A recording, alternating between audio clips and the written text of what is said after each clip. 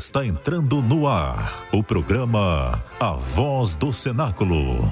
Este programa é de responsabilidade da Igreja Adventista da Promessa e tem como finalidade abençoar a sua vida através da Palavra de Deus para o seu coração.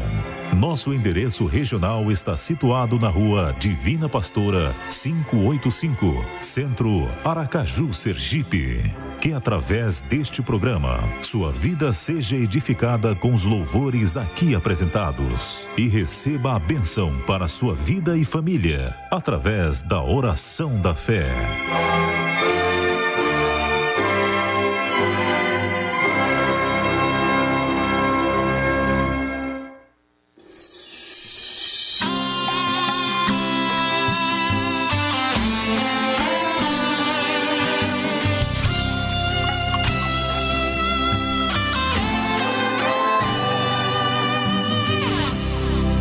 Se a gente colocar a nossa fé em ação e confiarmos e orarmos a Deus, Deus ouve e responde e dar tudo certo.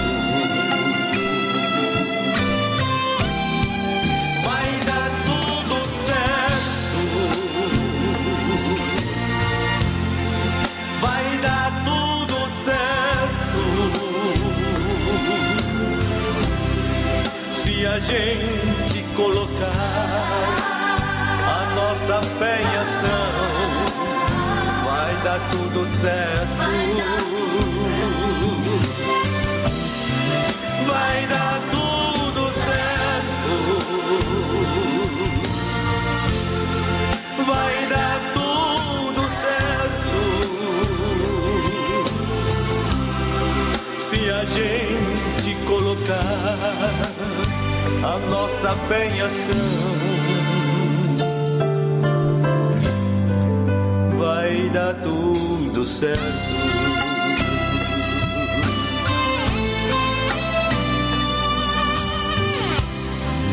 Sei que a vida não é só de momentos bons, há tempos difíceis.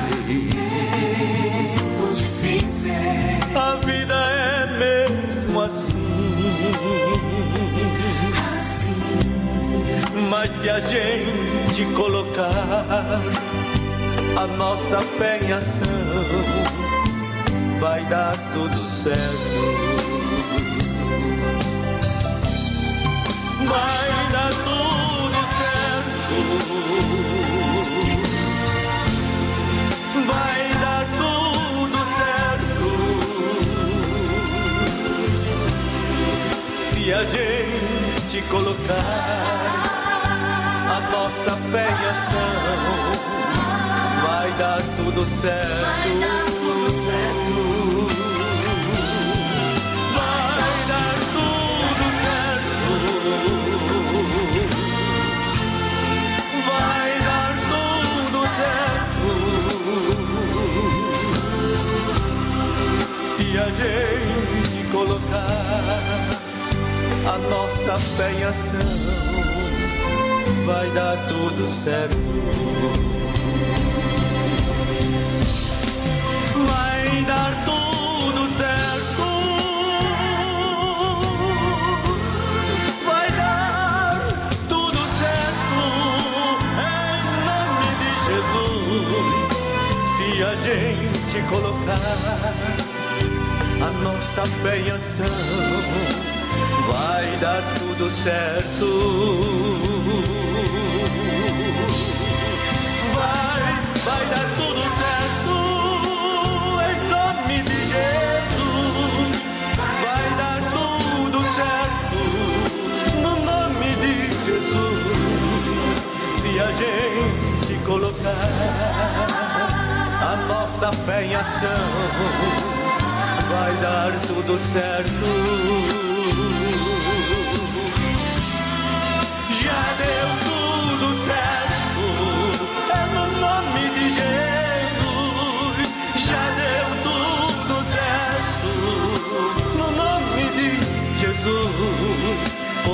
gente colocou a nossa fé e ação. Já deu tudo certo, já deu tudo certo.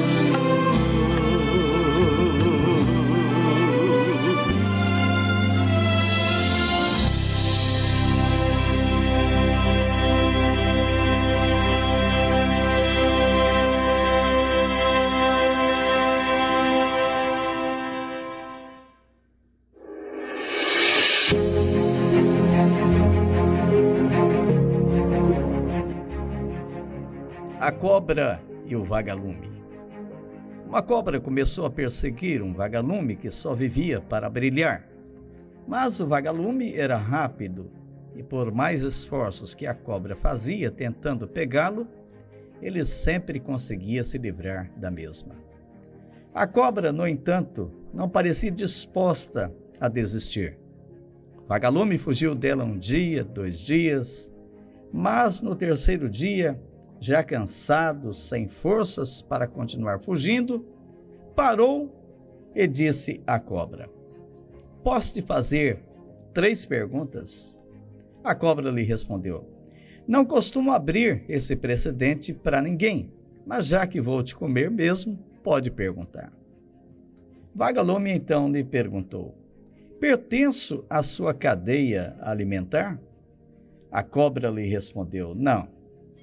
"Te fiz alguma coisa, algum mal?" Novamente a cobra respondeu: "Não." "Então por que você quer me comer?" A cobra então lhe disse: "Porque não suporto ver você brilhar." Muitas pessoas, por inveja, não suportam ver você brilhar e farão de tudo para ofuscar o teu brilho, mas aquele que te faz brilhar te sustentará e te dará força para resistir aos mais terríveis predadores. Deus te fez para brilhar. Pense nisso.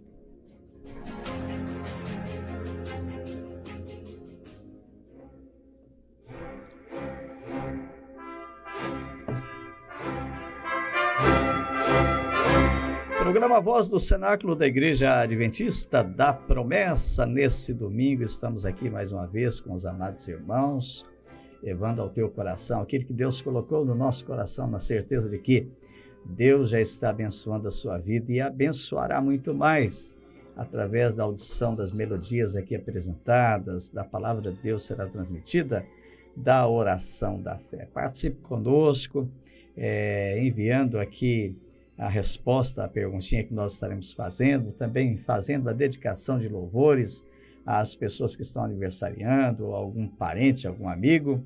E participe, esse programa é feito para abençoar a tua vida. Eu não sei como você passou a noite, como você está no dia de hoje, mas uma coisa eu tenho certeza: se você está me ouvindo é porque você está vivo. Isso é motivo para você glorificar e exaltar o nome do Senhor.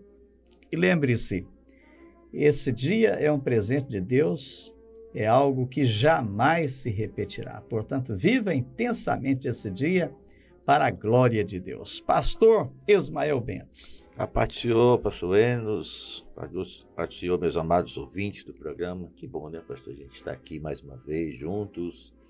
Um dia que Deus nos deu, nos abençoou, e a gente está aqui para juntos louvarmos, adorarmos a Deus, compartilhar com você das bênçãos do Senhor, e temos certeza que Deus tem um propósito nessa manhã no seu coração, na sua vida. Continue conosco, compartilhe, divulgue, responda a nossa perguntinha. Temos brindes hoje, especiais. Nós temos um livro, hoje é o dia de sorteio, o livro, né, da nossa profissão de fé, muito bom, e temos a Bíblia, uma Bíblia especial para sortear hoje. Hoje é o dia do sorteio daqueles irmãos que responderam durante o mês. Pastor José Elias. Pai do Senhor, irmãos em Cristo, Pai do Senhor, pastores, estamos felizes, né, por estar aqui depois de uma vigília abençoada, pastores. Nós vimos a ação poderosa de Deus e participe, né? Hoje tem uma pergunta especial para você responder e ganhar a Bíblia, não é isso? A Bíblia e um livro. Lindo, a Bíblia linda, tá linda essa Bíblia. E um livro para você meditar aí, o batismo do Espírito Santo, é o que nós cremos e professamos. Muito bem. Então, como é o último programa do mês e o dia do sorteio, nós facilitamos. A pergunta é bem fácil para que você possa responder e já correr para o abraço, porque não tem dificuldade realmente nessa pergunta, a resposta dessa pergunta. Preste atenção. Pergunta do dia: qual foi o primeiro homem que multiplicou pães na Bíblia? Qual foi o primeiro homem que multiplicou pães na Bíblia? Muito bem. Muito aí, meu irmão. É só ir para a Bíblia. Só ir para a Bíblia que vai dar certo. Era um tremendo homem de Deus. Pronto, a dica é essa aí, né? Um tremendo homem de Deus. Muita unção, viu, pastor? Muita unção. Então, você liga... Unção dobrada, inclusive. Aí você já está complicando a situação aí. Já deu a resposta, já. Vamos então, você liga para o nosso WhatsApp, dê a sua resposta, para que você possa concorrer então aos brindes que nós estaremos oferecendo nesta manhã. 981446658.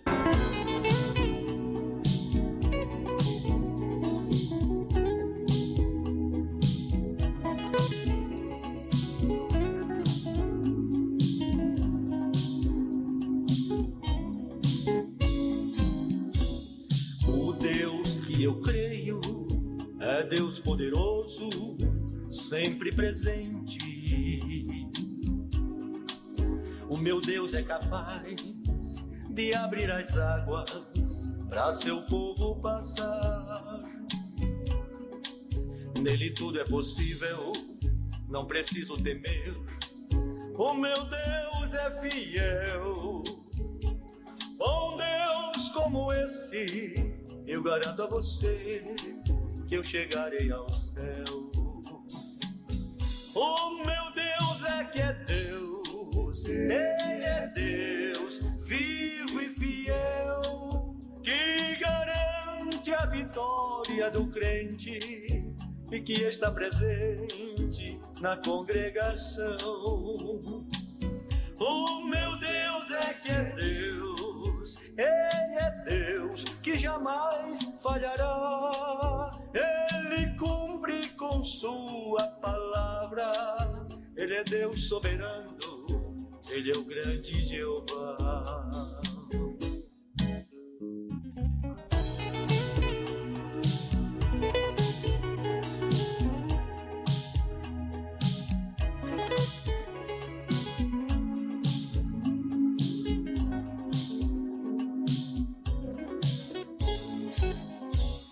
O Deus que eu creio jamais me abandona nas horas difíceis, seja na provação, na batalha cruel, Ele está comigo. Ele envia poder, sempre na hora certa, basta seu nome clamar. Com Deus como esse, eu garanto a você que a vitória virá. O meu Deus é Deus, Ele é Deus, vivo e fiel, que garante a vitória do crente e que está presente na congregação.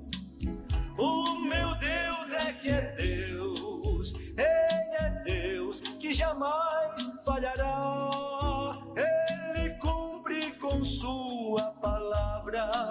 Ele é Deus soberano, Ele é o grande Jeová. Ele cumpre com sua palavra. Ele é Deus soberano, Ele é o grande Jeová.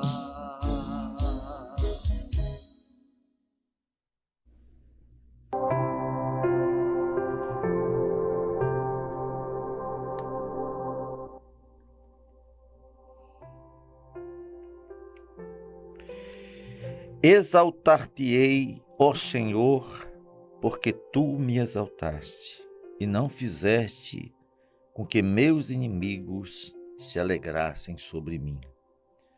Senhor meu Deus, clamei a ti e tu me sarastes. Salmo 29, 1 e 2. Clamei a ti e tu me sarastes. Meu irmão, nada está perdido na sua vida. Nada está perdido diante de qualquer problema difícil que se apresente diante de você. Seja uma enfermidade, um problema. Clame ao Senhor. Se você clama ao Senhor, tem resposta. Tem vitória para você, meu irmão. Não se desanime. Erga o seu olhar para o alto. Tem um Deus que te ama de verdade. Tem um Deus vivo, santo e poderoso, que para Ele tudo é possível. E tudo é possível para aquele que crê. O salmista declara: eu clamei, o Senhor me ouviu. E a palavra de Deus diz que os ouvidos do Senhor não estão agravados para que não possa ouvir, nem suas mãos encolhidas para que não possa salvar. O Senhor espera pelo teu clamor e Ele vai agir e a tua vitória virá. Em nome de Jesus. Bom dia.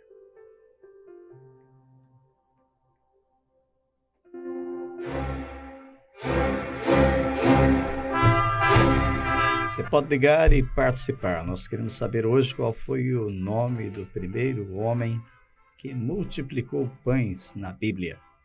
Fez a primeira multiplicação de pães e muitas pessoas comeram. Você então vai ligar para nós pelo WhatsApp, a irmã Mari vai estar ali anotando, para que você possa participar, porque no final do programa nós vamos estar sorteando os brindes aqui apresentados.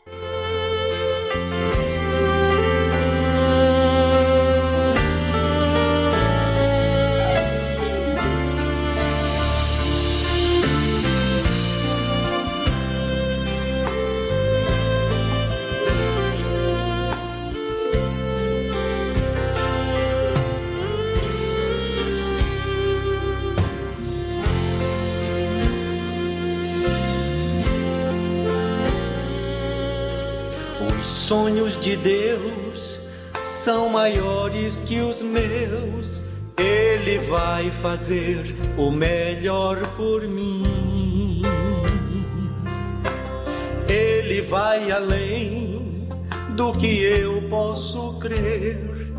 Ele faz o que eu não posso fazer. Deus vai cumprir os seus planos em mim. Ele vai fazer o que lhe apraz. Sou pequeno e falho, mas Ele é Deus. Ele só faz o melhor pelos seus. Deus vai cumprir os seus planos em mim. Ele vai fazer o que lhe apraz. Sou pequeno e falho, mas Ele é Deus. Ele só faz o melhor pelos seus.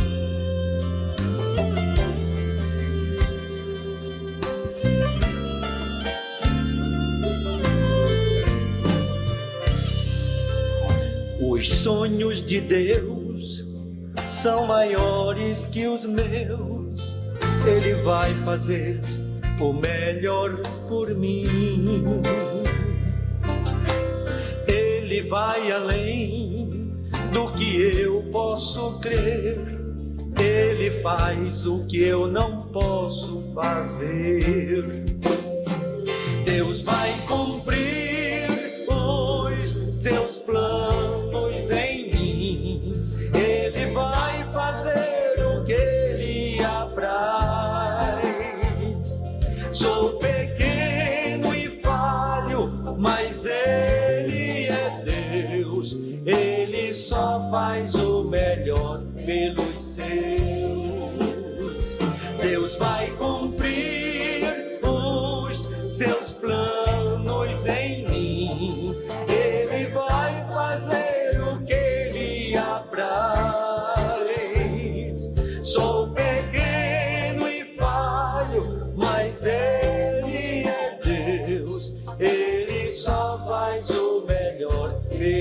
seus. Acredito,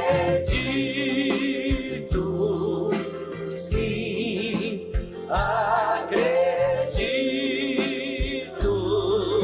sim, acredito, sim, que Deus vai fazer o impossível em meu viver. Acredito, sim, acredito, sim, acredito, sim, que Deus vai fazer o impossível em meu viver. O impossível Deus vai fazer. Acredito, sim, acredito, sim, acredito, sim, que Deus vai fazer o impossível em meu viver. Acredito, sim, acredito.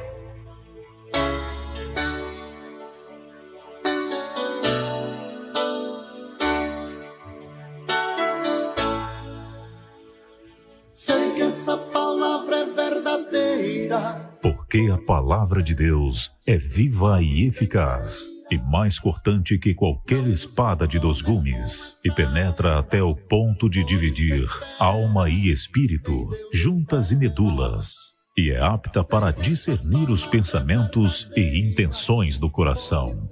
Ouça agora a palavra de Deus. Sei que essa palavra é verdadeira, por isso espera a vida inteira. Não vos conformes com esta era, por isso espera, em Deus espera. Evangelho de São João, capítulo 5, do 1º ao 15º versículo. Passadas estas coisas, havia uma festa dos judeus e Jesus subiu para Jerusalém. Ora, existe ali, junto à porta das ovelhas, um tanque chamado em hebraico Betesda, o qual tem 5 pavilhões. Nesses jazia uma multidão de enfermos, cegos, coxos, paralíticos, esperando que se movesse a água, porquanto um anjo descia em certo tempo, agitando-a. O primeiro que entrava no tanque, uma vez agitada a água, sarava de qualquer doença que tivesse. Estava ali um homem enfermo, havia 38 anos. Jesus, vendo-o deitado e sabendo que estava assim há muito tempo, perguntou-lhe: queres ser curado? Respondeu-lhe o enfermo: Senhor, não tenho ninguém que me ponha no tanque quando a água é agitada, pois enquanto eu vou, desce outro antes de mim. Então lhe disse Jesus: levanta-te, toma o teu leito e anda. E imediatamente se viu curado o homem, e tomando o leito, pôs-se a andar. E aquele dia era sábado. Por isso disseram os judeus ao que fora curado: hoje é sábado, e não te é lícito carregar o leito. Ao que ele lhe respondeu: o mesmo que me curou me disse: toma o teu leito e anda. Perguntaram-lhe eles: quem é o homem que te disse: toma o teu leito e anda? Mas o que fora curado não sabia quem era, porque Jesus se havia retirado por haver muita gente naquele lugar. Mais tarde, Jesus o encontrou no templo e lhe disse: olha, que já estás curado, não peques mais, para que não te suceda coisa pior.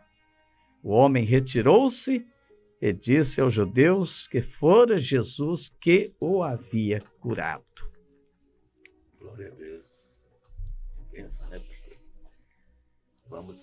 Vamos analisar esse texto, pastor, em alguns aspectos importantes, né? Primeiro, a questão do tanque, né? Depois vamos analisar a questão da cura, né? O diálogo de Jesus, né? O aspecto da cura. E o segundo, os 2 momentos que esse homem enfermo teve com Jesus. Ele teve 2 momentos importantes, o da cura e depois quando Jesus vai conversar com ele já no templo, né? Então vamos à questão do tanque, pastor. O tanque de Betesda, né? Chamado também Casa de Misericórdia, né? Havia naquela época vários santuários de cura, principalmente eram crendices populares, vinha do paganismo aquilo, e acreditava-se que esses tanques, eles tinham assim aquelas propriedades medicinais que curavam, né? E as pessoas realmente se ajuntavam ali com o objetivo de alcançar a cura. Não tem nenhum relato de que alguém tenha sido curado ali naquele templo, né? A gente só tem o relato aqui de que eles acreditavam que aquilo acontecia, mas não há nenhum relato aqui de que realmente essas curas aconteciam. Então, segundo é mencionado no contexto, havia na mente das pessoas que um anjo descia ali. Um anjo descia, agitava a água, ou seja, quando a água agitava, então supostamente seria o anjo que desceu, agitou a água. E quem descesse primeiro, né, seria curado, né? Mas estava ali uma grande multidão, e a Bíblia diz, pastor, aqui o contexto, que era uma grande multidão de gente enferma. Muita gente enferma, né? Muita gente enferma. Na expectativa de chegar a esse momento, né, e ser curado. Se era curado ou não, a gente não tem realmente essa prova no contexto, né, pastor? Não tem, né? Até os comentaristas eles afirmam que ali era um santuário, um culto a Asclépio, que era considerado o deus da medicina, né? Que curava também e tal. Tertuliano, que viveu no 1º século e que escreveu sobre esse relato também, ele diz que realmente um anjo descia ali e curava as pessoas. Mas nós não temos, assim, biblicamente, nenhuma informação de que isso realmente acontecia, né? Apenas é mencionado que as pessoas se reuniam ali com essa confiança de que ali acontecia esse tipo de cura. Então seria assim, tipo uma crendice. A crendice popular. Uma crendice popular, né? Existe isso popular mesmo, né? Até hoje existem muitas crendices populares, né, pastor?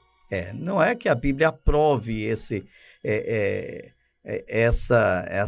comportamento, essa atitude daquelas pessoas, mas apenas é um relato, né? O evangelista ele faz o relato do que realmente as pessoas acreditavam que acontecia ali. A gente não quer polemizar, mas alguns pregadores, né, alguns ministros da palavra chegam a dizer que não, realmente descia um anjo ali, era um anjo que descia, era da parte de Deus. E Jesus não questionou, Jesus não falou nada sobre isso, mas descia um anjo. De fato, realmente descia um anjo ali, pastor. Diz que descia, né? Agora a gente não sabe se... o que muitos comentaristas eles discutem é que o que está sendo relatado ali é o que o homem que estava enfermo disse, né? O homem que estava enfermo disse que acontecia aquilo. Então foi relatado aquilo, tal, mas não que aquilo tivesse um fundo de verdade, né? Mas o que se comenta muito é que o que se discutia ali era justamente o que o homem que estava deitado ali, adoecido já há tanto tempo, ele disse que acontecia. É tanto que o versículo 4, que é esse versículo polêmico, né? Que, de acordo com os comentaristas, não constam nos manuscritos mais antigos, não consta esse versículo 4, que acredita até que foi adicionado depois. Em algumas Bíblias está entre colchetes, né? Em algumas, as mais atuais são tudo entre colchetes. Tá, né? em colchetes. Se você tirar esse versículo 4 aí, não vai aparecer nada de anjo. Entendeu? Não vai aparecer nada de anjo. Vai aparecer apenas a multidão à beira do tanque ali, esperando a cura. Mas o versículo 4 é que complica e que, de acordo com os estudiosos, não constam nos manuscritos que se aproximam mais do original. O nosso objetivo nesse introdutório, pastor, da palavra, desse contexto, porque tem algo aqui sobrenatural de Deus, de Jesus, que vai acontecer na vida de um homem que tinha uma esperança num lugar chamado lugar de misericórdia, mas que na verdade não ia fazer muita coisa na vida dele, né? Dificilmente ia acontecer um milagre na vida dele. E antes de chegar a esse segundo momento, a gente está falando um pouco justamente desse contexto histórico. Às vezes as pessoas se apegam a um texto da palavra de Deus e não procuram ver o contexto, né, pastor? Pois é, a gente tem que lembrar que o povo israelita sofreu muita influência dos gregos, dos romanos. Sim. E isso eles trouxeram, e muita coisa a gente vê, né? Ali quando Jesus anda sobre as águas com discípulos, que é um fantasma, tal, o medo que eles tinham, já era uma crendice popular, uma influência dos gregos. A gente vê também ali na cura daquele cego, no capítulo 9 de João, né? Quando eles acreditavam que a enfermidade era sempre consequência do pecado, que alguém havia pecado, por isso alguém estava pagando. Aí já uma influência do espiritismo, né? De Platão, de Sócrates, vem daí para cá. Então havia essa influência grega e a influência romana que era muito forte na cultura judaica. Então, William Fox Albright, que é o príncipe da arqueologia bíblica, que foi um decano da arqueologia, porque ele debateu muito com os céticos e críticos da Bíblia. Ele fala que a gente não vê isso, a gente começa a ver as crendices pós-cativeiro babilônico por causa do helenismo, né? Exatamente. Então o helenismo ele traz todo esse conceito pagão, tanto da cura do tanque, como do anjo que ia na porta avisar da pessoa, ou do espírito que voltava para o corpo. Então o William Fox Albright ele fala que o período helenístico foi um período que introduziu muito essa cultura de coisas que os israelitas não tinham antes. Exatamente. Do cativeiro babilônico, né? Então, isso. E trazendo para hoje, tem muitos crentes que são assim, né? Ainda tem, né? Ainda tem, infelizmente. Até com a questão de simpatia, essas coisas, né? Que vem do paganismo. Exatamente. Nós não podemos acreditar nisso. Vem do paganismo. Bem, quando o senhor falou sobre aquela questão da tempestade, né?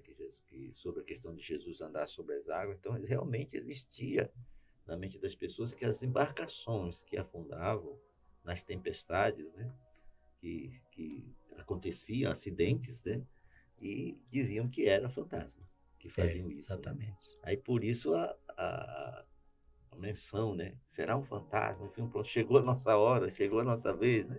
Aí Jesus vem ali e diz, não sou eu. É o crente com medo de fantasma, né? E hoje em dia existem muitos crentes assim com medo de fantasma ainda, tal. Quer dizer, anda assistindo muito desenho animado e fica assim com a mente meio perturbada. Mas a gente sabe que essas influências elas vieram do paganismo. Exato. Mas vamos voltar aqui à palavra de Deus para você nessa manhã, meu irmão, minha irmã. Então, existia uma pessoa carente, necessitada, há 38 anos sofrendo de uma enfermidade, problema seríssimo na sua vida e não conseguia andar, necessitava de uma maca, né? Necessitava de ajuda das pessoas. Ele vai dizer, eu precisaria de alguém, mas ninguém me ajuda. Mas ninguém ajudava ele, até porque, pastor, a gente sabe que no contexto histórico, pessoas que tinham algum problema, tinha também essa mística da questão do pecado, da maldição, né? E elas eram como que alienadas, né? Elas eram isoladas, né? Afastadas mesmo pela sociedade, até pela própria família. Exatamente. Né? E aquele homem sofria há 38 anos, né? Embora a gente diga que paralítico, mas o texto ele não afirma. Não afirma. Né? Ele não afirma que o homem era paralítico. A gente deduz isso pela forma como Jesus diz, levanta-te, né? Expressão usada também em outros textos de Jesus quando se referia a paralítico. Levanta-te, toma o teu leito e tal. Mas não afirma que realmente ele era paralítico. Podia ser até um outro tipo de enfermidade pior. Eu acho que dá uma impressão, pastor, não sei se o senhor lembra, mas no Evangelho também está aquele fato da mulher que há 18 anos sofria, ela encurvada, né? E Exatamente. Jesus disse, né? Libertou ela de um espírito de enfermidade, que a privava, que mantinha ela encurvada, né? E seria mais ou menos um caso semelhante, porque esse homem ele era privado, ele estava privado, como se tivesse travado. 38 anos. 38 anos. É possível que também possa ter sido um espírito de enfermidade, né? É interessante que, analisando a vida desse homem, quando Jesus nasceu, esse homem já sofria. Já há 5 ou 6 anos ele já sofria daquela enfermidade. Quer dizer, Jesus, nessa ocasião aqui que fala com ele, devia ter 32 anos, aproximando-se talvez dos 33 anos, né? Por aí. Então, quando Jesus nasceu, esse homem já sofria. Já tinha uns 5 ou 6 anos de sofrimento. E a gente fica analisando o trabalhar de Deus, né? Ele jamais imaginou que aquele garoto que nasceu depois dele e tal seria um instrumento de Deus para curá-lo. Maravilha, né, pastor? Bem, vamos agora ao segundo momento, pastor, na questão do diálogo de Jesus com ele. Jesus começa a conversar com ele e faz uma pergunta. Jesus se aproxima, ele não conhecia, nem sabia não, se conhecia, jamais entenderia quem era aquele homem que o perguntou, fez uma pergunta, ele olhou para ele, diz o contexto aqui, diz que Jesus olhou para ele, teve compaixão, né? Olhou, assim, viu aquela situação, devia ser uma situação bem constrangedora que ele estava, né, pastor?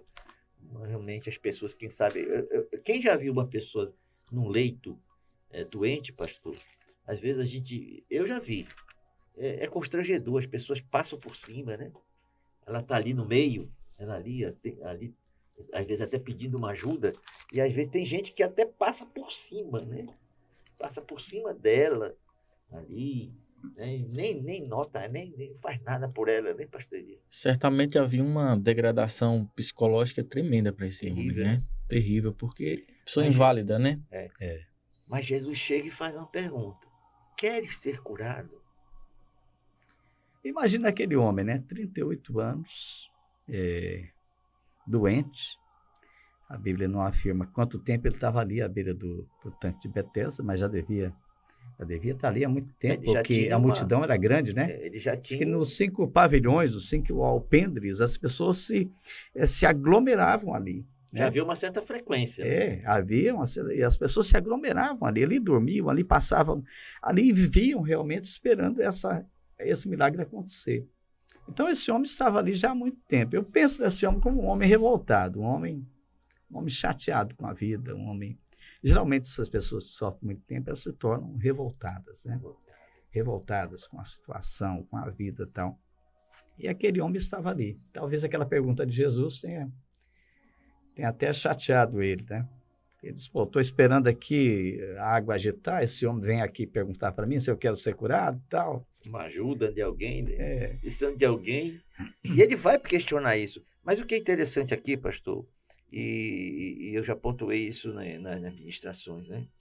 A pergunta de Jesus, ela foi simples. Quer ser curado? Jesus não perguntou se ele tinha ajuda, Jesus não perguntou o que ele precisava fazer, se ele precisava ser levado. Não, Jesus não perguntou. A pergunta de Jesus era apenas se ele queria ser curado. Era simples a pergunta. E ele, na resposta dele, ele vai tirar um pouco esse foco. Ele disse, então, mas você vai... É como se ele dissesse, opa, chegou alguém que vai me levar no tanque? Ele entendeu isso aí realmente, que Jesus estava ali para levá-lo até o tanque, né? Ele entendeu realmente que seria. Não seria da forma como Jesus faria, mas seria da forma como ele estava idealizando. Isso. Então, muitas vezes a gente perde a bênção de Deus porque a gente começa a idealizar a maneira como Deus agir, a maneira como Deus vai trabalhar, né? E Deus não é previsível. Se ele fosse previsível, ele não era Deus. Então, Deus não é previsível. Nós não podemos prever a maneira que Deus vai agir. Então, muitas vezes, Deus quer agir, mas o homem começa a imaginar como é que ele vai fazer e até, de certa forma, sugerindo a forma dele agir, né? E tem gente até, pastor, até ouso dizer, né, que tem gente que chega até a pensar assim, mas será que Deus quer me curar mesmo? Será que eu mereço? Será que, por que Deus não está me ouvindo? Mas será que eu mereço mesmo essa bênção, né? Como vai ser? Como que será? Então, realmente, dá essa impressão. Peraí, eu quero ser curado, sim, mas como é que vai acontecer isso, né? Como é que vai ser isso? Como é que vai acontecer? Quem vai me ajudar? Né? Quem? Ou seja... E não foi a primeira vez, né? É. Ele sempre perguntava, o que queres que eu te faça? É. Você quer ser curado? Não foi a primeira vez. Foi a primeira vez. Jesus sempre tinha esse questionamento, né? Porque condiciona, você quer ou não? Claro que ele não sabia quem estava ali diante dele, que era Jesus o Nazareno, aquele que ressuscitava mortos, curava enfermos. Ele não sabia, mas o cego Bartimeu sabia. O Bartimeu O sabia. que queres que eu te faça? Bartimeu tinha a resposta na ponta da língua. Diferente, né? É diferente, totalmente diferente. Agora, esse homem aqui, realmente, ele é como se ele tivesse já na cabeça dele que a cura só aconteceria se ele realmente descesse ao tanque de Betesda. Dá até a impressão, pelo relato, de que é como se ele tivesse assim, mais um que está passando aqui por mim e tirando graça comigo, né? Tirando uma gracinha, né? Tanto que nós não sabemos por que Jesus escolheu aquele homem, né? Ali tinha centenas de pessoas. Doentes. Centenas de pessoas doentes. Mas Jesus escolheu justamente aquele homem. Você vê o propósito de Deus, a gente não entende o trabalhar de Deus, mas Jesus foi direto para ele. Olhou para ele. E no tanque de Betesda ali, não é mencionado que Jesus realizou mais um milagre. Só foi justamente aquele milagre, né? Aquele milagre. Talvez porque a fé das pessoas estivesse totalmente voltada para o lugar errado. Centrada ali no lugar da misericórdia. Exatamente. Né? Da crendice, né? De uma alternativa. Eu acho assim, pastor, tem muita gente que ela vive de alternativas, ela vive buscando alternativas. Não tem aquela pessoa que diz que tem fé, mas é aquela fé que diz, está acontecendo e está agitando uma água ali, ele corre para lá. Não, tem um anjo descendo ali, corre para lá. Tem fulano ali que é ungido e vai colocar a mão, ela corre para lá. Ou seja, é como se ela não tivesse algo definido na vida dela, não é, pastor? Então, exatamente. Isso muitas vezes realmente atrapalha. O foco dele estava na crendice, estava no tanque, mas estava ali diante dele aquele que era maior que o tanque, aquele que era maior. Como eu acredito, pastor Enos, pastor Elias, que diante de você, meu irmão, minha irmã, está aquele que é maior que todas as coisas. Às vezes o teu foco está mais nas reclamações, mais nos porquês.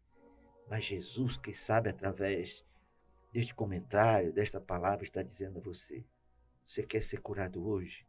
Você quer ser abençoada hoje? Você quer ser liberto hoje?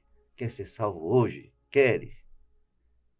Não tente imaginar como é que ele vai fazer. Como vai fazer? Simplesmente creia que ele pode fazer. Que ele quer fazer, né? Que ele quer fazer. E Jesus pode fazer. Então, Jesus escuta, Jesus ouve, ele, um pouco desviando o foco, pastor Elias, mas depois Jesus diz para ele: levante.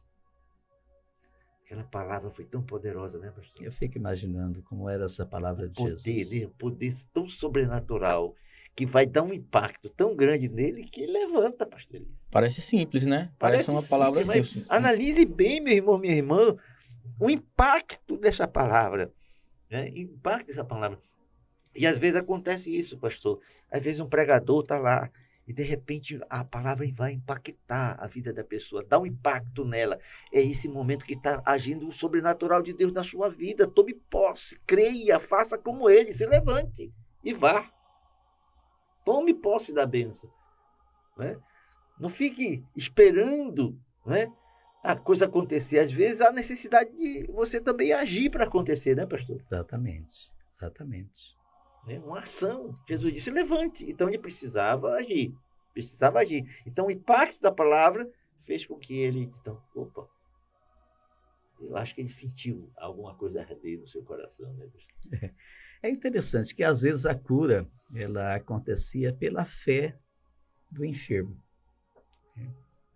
Já ocorreu também a cura ocorrer pela fé dos amigos. É o caso do paralítico ali de Cafarnaum, que os amigos levam ele até Jesus, né? E na expressão de Jesus diz, Jesus vendo a fé deles, da fé deles, disse o paralítico. Então ali o que prevaleceu foi a fé dos amigos. Em muitos casos a fé do enfermo. E às vezes não era nem a fé dos amigos, nem a fé dos enfermos, era só a fé de Jesus mesmo. No caso aqui em específico, esse homem que estava ali, deitado na cama, ele não demonstrou nenhum tipo de fé. Ele não tinha nem fé para ser curado. Foi uma intervenção direta de Jesus, né? Ali. Foi uma coisa sobrenatural de Deus, né? Tinha algo muito mais além que ia acontecer, pastor, além dessa cura. E a gente vai ver justamente nesse terceiro momento que aquele homem, depois que ele foi curado, a multidão era tão grande, eu acho que muita gente se aproximou dele. Vem cá, como é que tu conseguiu andar? Tu foi no tanque, né? Eu fico assim, imaginando, porque não está relatado aqui, mas eu fico imaginando. O cara estava ali, doente, de repente ele diz, rapaz, quem te levou no tanque? Aconteceu, olha um milagre aqui. E Jesus saiu, né? Foi ocultado no meio da multidão, né? E eu acho que aí começaram, pelo texto aqui, os judeus começaram a inquirir. Ele falou, rapaz, quem te curou? Quem sabe ele poderia dizer, se foi o tanque? A expectativa, quem sabe, era essa, né, pastor? Foi o tanque. Ele desceu no tanque, alguém levou ele, o anjo, é verdade. Mas não, ele disse, rapaz, um homem apareceu aqui e me curou, eu não sei o nome dele. É um negócio impressionante, né, pastor? A implicação dos judeus, na realidade, era mais por causa do sábado, né? Do sábado. Do sábado. Como ocorreu também no caso daquela mulher encurvada, também foi em relação ao sábado e tal. Então, para eles, era mais importante que aquele homem ficasse doente, contanto que o sábado fosse observado e tal. Entendeu? Havia um legalismo, um excesso de... Só pelo fato de carregar uma cama, né? Pois não podia nem carregar, né? Porque no mandamento de Deus mesmo não tinha nada disso, mas eles acrescentaram tanta coisa ao dia de sábado que nem eles mesmos conseguiam guardar. Eles olhavam mais para as coisas do que para as pessoas. Exatamente. Eles não ligavam com as pessoas, né? Então eles olhavam mais para o aspecto de coisas e de leis que eles inventaram, eles próprios inventaram. Então eu creio, eu lendo esse texto me emociona muito porque quando meu pai estava desviado, foi justamente João 5, logo quando eu acabei o curso de Arqueologia e História, aí eu fui para a igreja ministrar esse sermão, meu pai estava desviado e por conta desse sermão, a palavra, o Espírito Santo o convenceu e ele retornou para os caminhos. Então foi justamente esse texto, ele me emociona muito. Mas os judeus Jesus já sabia o que ia acontecer com a sua onisciência. Ele sabia que ele ia curar, que ia ter todo esse movimento e que ele iria ter um debate ali a esse respeito. Mas a gente muitas vezes, pastores, olha para os aspectos externos e não olha para as pessoas. Muitas pessoas sofrendo, muitas pessoas debilitadas. E Jesus ele nos ensina a ter compaixão. E além de ter compaixão, exercitar a fé na vida dessa pessoa. Muitas vezes eu vejo que os crentes ficam, você já foi no médico? É claro que o médico, a medicina é bem-vinda, mas por que não orar? Por que não clamar a Deus? E no poder de Deus e do Espírito Santo dizer, levante-se e ande se você crê. Exatamente. Então, o nosso aspecto é olhar para as pessoas, ter compaixão e exercitar a fé, orar. Se a gente observar o exemplo de Jesus, né? Ainda ontem a gente conversava com a igreja sobre isso, a questão do modo missão. Jesus dá um exemplo aí, né, da sua intencionalidade como Salvador, como Senhor. Ele estava cumprindo a missão, ele estava preparando-se, né, exercendo o ministério para culminar no desfecho de salvar a humanidade através do seu sacrifício na cruz. Mas Jesus, sempre que ele caminhava e estava com as pessoas, ele era intencional. ele olhava, quando agora o senhor abordou, existia muita gente carentes, muita gente ali doentes, mas Jesus olhou e teve compaixão daquele ali estava numa situação terrível. E Jesus, ele vai intencionalmente para não só operar o milagre na vida dessa pessoa, mas salvar ela. Como a gente vai ver que depois que esse moço ele ficou curado, foi inquirido pelos judeus, né, nesse particular, né, e ele não foi embora para casa, ele foi para o templo. Foi para o templo. Ele foi para o templo, pastor.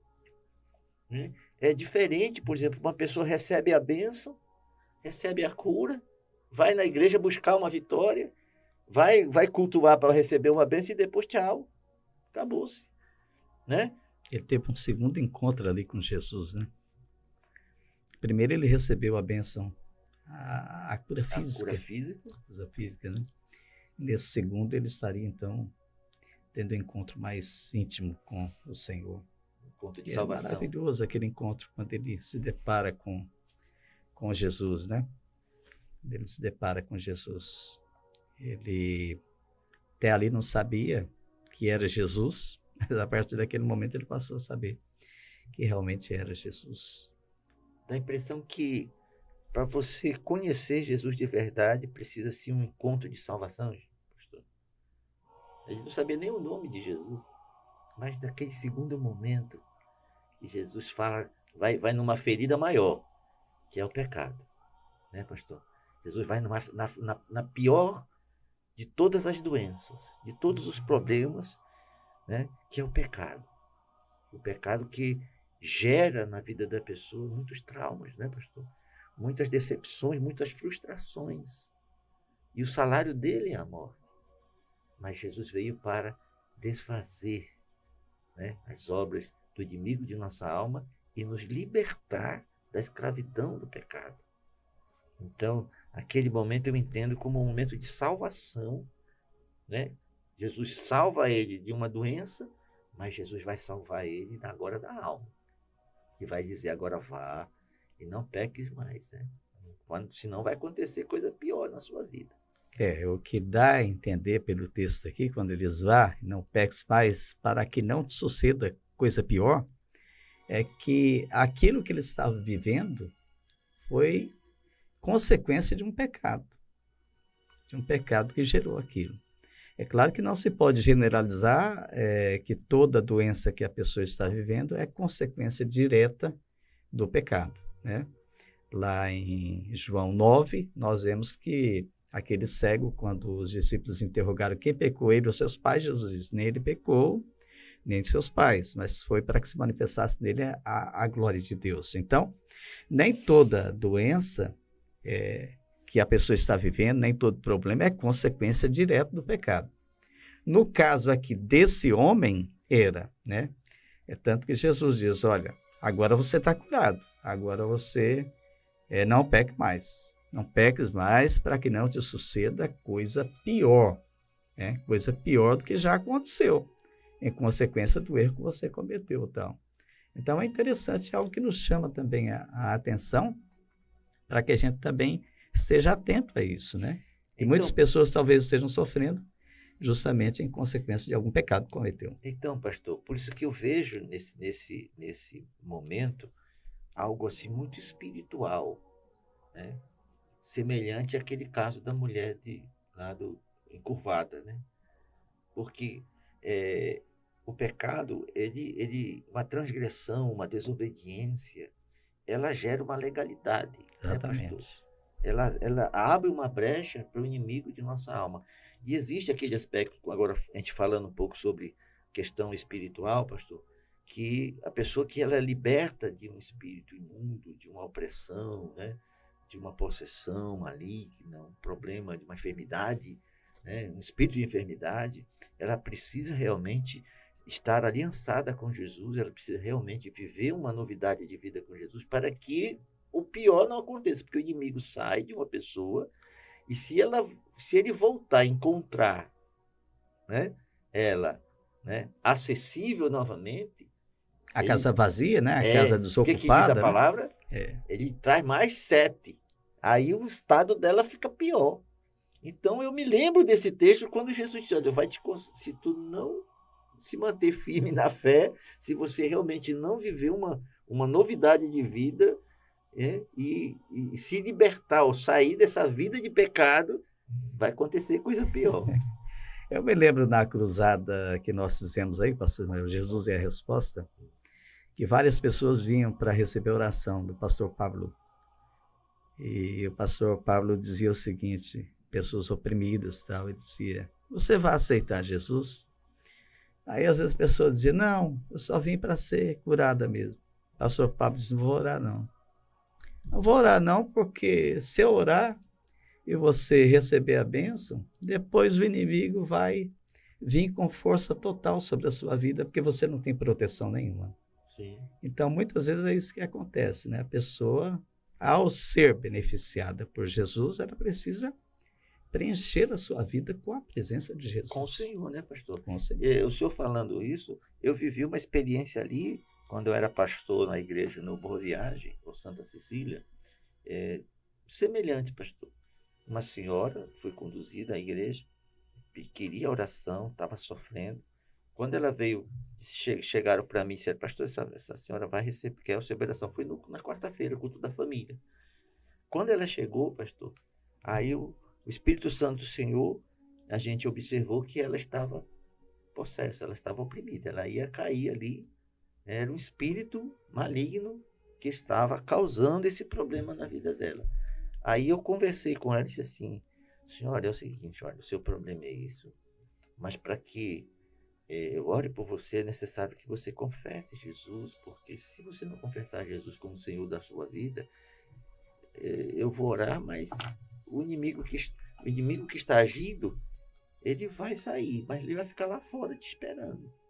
E ele pode convidar alguns companheiros que vai ficar pior a tua situação. Aí eu orientei, pastor. E ela dizia, não, eu só quero a bênção. Não, só quero oração. Né? Eu disse, mas senhora, se eu orar por você, no primeiro momento será bênção, mas depois será pior. Então eu tentei de todas as formas, pastor.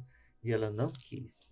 E aí eu preferi realmente não orar, porque ia haver uma manifestação e não ia resolver o problema. Pois ela preferiu ir embora sem receber oração do que fazer uma entrega, uma aliança a Jesus que daria não só a sua libertação, como a sua salvação. Então eu creio que nesse momento, né, desse moço enfermo ali do tanque de Betesda, Jesus nesse momento ele vai dizer, rapaz, tu vive uma vida oprimida, tua vida há 38 anos sofrida, oprimida pelo inimigo de sua alma, em consequência dos teus erros, das tuas fraquezas, das tuas falhas, né? E você precisa mudar esse jeito, esse estilo de vida, né? Porque uma coisa é você receber a bênção e a outra coisa é você viver um estilo de vida, né? Vivendo a bênção do Senhor, né, pastor? Exatamente, é interessante. Então, as lições que ficam são grandiosas para nós, né? Você que foi beneficiado por Jesus, alcançou a tua bênção, a tua cura, a tua libertação. Procure viver para Ele, procure realmente ter essa comunhão com Ele, porque enquanto você tiver essa comunhão com Ele, você vai ter a proteção dEle, né? E nenhum mal vai lhe suceder se você mantiver a sua vida em santidade, em pureza, em realmente uma vida aos pés do Senhor Jesus. E é isso que Jesus estava orientando aquele homem, né? Jesus ainda tinha tempo para orientar a pessoa, curava e depois ainda orientava, diz, faça assim, que assim você será bem-sucedido. Muito bem, minha irmã, a gente vai concluir essa palavra, pastor, e orar pelos nossos irmãos e irmãs. A gente conclui essa palavra no seguinte aspecto. Tal qual aconteceu nesse contexto, meu irmão, minha irmã, existem muitas pessoas, pastor, que estão esperando uma misericórdia. Às vezes, está esperando que o médico resolva. O médico ajuda, mas não resolve tudo. Talvez está esperando que o remédio seja mais eficiente. O remédio ajuda, mas não resolve tudo. E principalmente quando se trata de coisas espirituais, não tem médico que resolva. Não tem remédio que resolva. Né, pastor? Às vezes você está esperando de uma outra forma uma vitória na sua vida. Mas hoje, pastor, eu acredito que nessa conversa bíblica, Deus está dizendo para você, meu irmão, minha irmã, queres ser curado? Queres realmente ser abençoado? Existe um Jesus que pode resolver isso, né, pastor? Definitivamente, né? Nós sabemos que os remédios apresentados pela medicina, eles não curam, são apenas paliativos. Você passa a vida toda dependente daquele remédio, porque os remédios não são feitos para curar. São feitos apenas para que você se torne dependente dele. Agora, quando Jesus cura, Jesus cura. Cura de verdade. Aí é definitivo. Quando ele cura, realmente ele cura, e você não precisa de outro meio, nem de outra fonte, mas o que Jesus fez é suficiente. Então, Jesus não só ele quer curar você, como ele também quer salvar, né, pastor? Exatamente. Como nós vimos essa prova aqui na palavra de Deus. Então, a gente vai concluir essa palavra, meu irmão, e com a conclusão aqui, as últimas palavras aqui, pastor Enos, mas creia, creia, creia. Hoje é o dia da tua vitória, em nome de Jesus. Sua conclusão, pastor. Nós vamos orar, né? Você que está passando por um momento difícil, uma doença, uma enfermidade, não fique tentando imaginar como Deus vai fazer. Não fique sugerindo a Deus a maneira dele agir. Apenas você confie e deixe Deus agir da sua maneira. Deus tem a sua maneira de agir e às vezes é muito mais simples e menos complexa do que é aquela maneira que nós já idealizamos, já mentalizamos, já está enraizada em nós. Então, se Deus quer te curar, Deus quer fazer a obra, apenas creia, confie, deixe que Ele faça da sua maneira.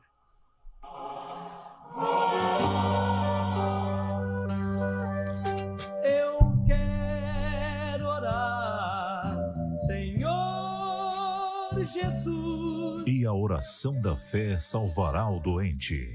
Se tiverem cometido pecados, ser-lhe-ão perdoados. Este é o momento da oração da fé, e Deus manifestará o seu poder. Senhor, vem me guiar.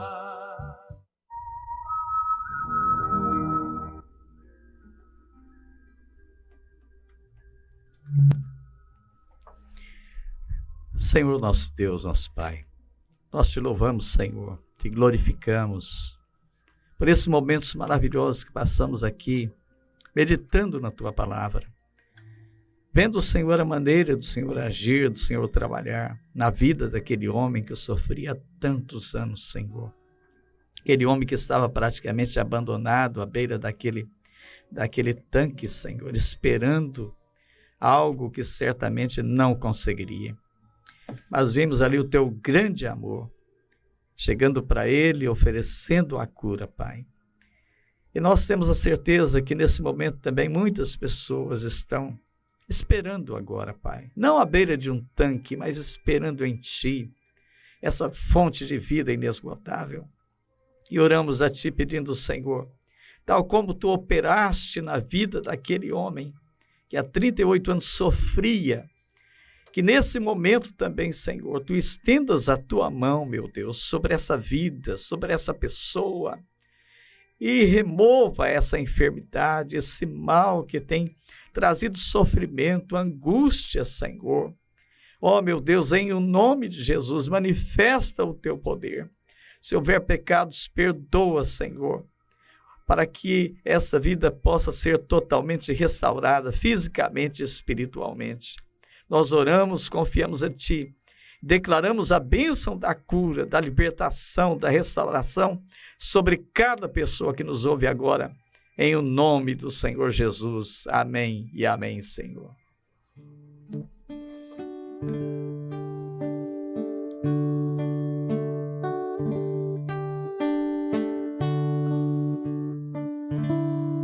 Se tu, minha alma, a Deus suplicas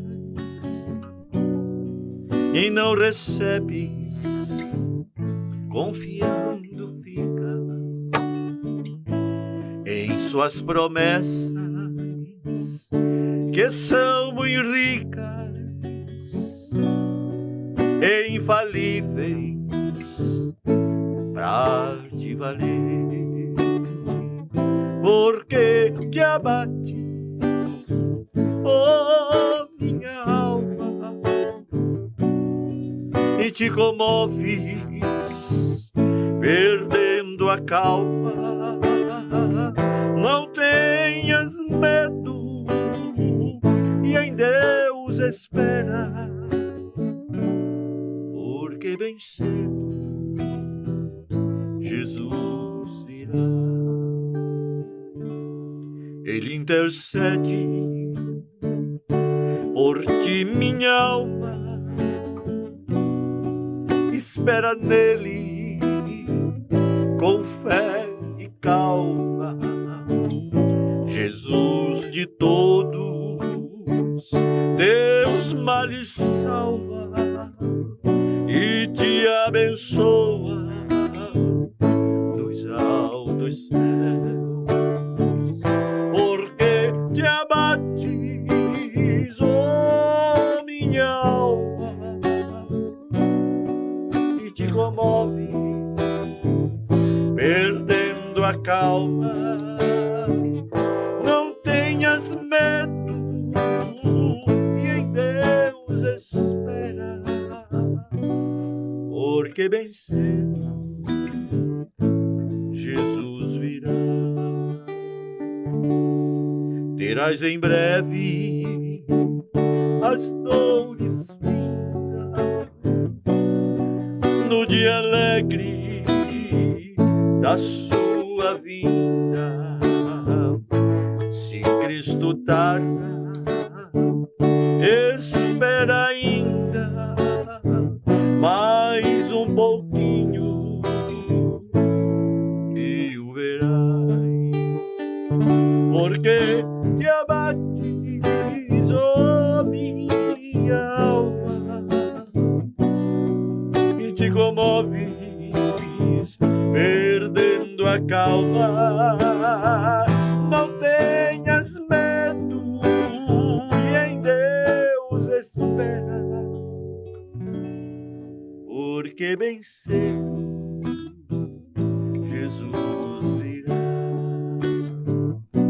Porque bem cedo Jesus virá.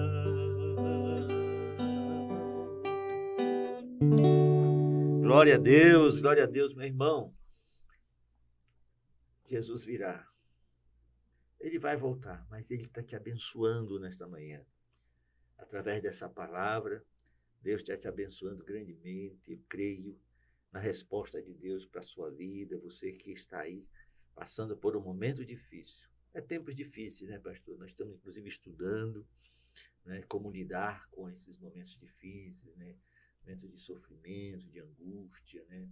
Problemas que surgem, às vezes, inesperados. Mas não importa o que esteja acontecendo, como Deus fez na vida daquele moço, Ele pode também fazer e está fazendo na sua vida. Creia nisso em nome de Jesus. Graças a Deus.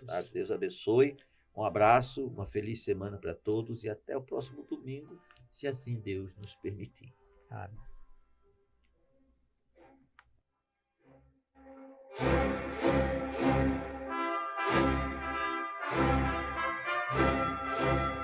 A equipe do programa A Voz do Cenáculo agradece a sua participação e audiência. Se deseja nos conhecer melhor, anote o nosso endereço: Rua Divina Pastora 585, Centro, Aracaju, Sergipe.